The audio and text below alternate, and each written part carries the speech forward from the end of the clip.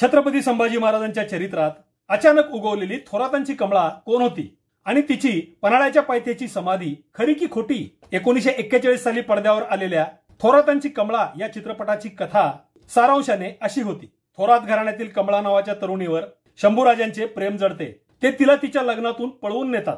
शिवराय या प्रकरणाची चौकशी करून शंभूराजांना तुरुंगात डांबतात.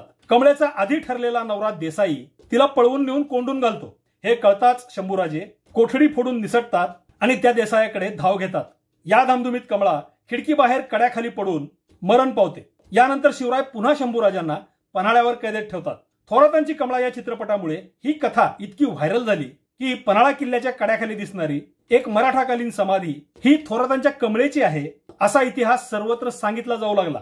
आता यात खरे काय आहे ते सांगतो. पन्हाळ्याच्या सज्जाकोटी खालच्या आपटी गावातील ही समाधी यशवंतराव थोरात या सरदारांची आहे. हे यशवंतराव 1719 साली या परिसरात झालेल्या लढाईत वीरगती पावले होते. त्यांच्या पत्नी गोडाबाई सती गेल्या. या दाम्पत्याची ही समाधी आहे.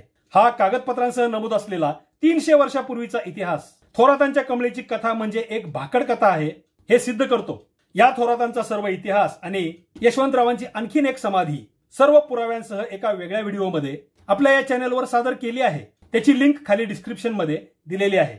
जरूर पहा.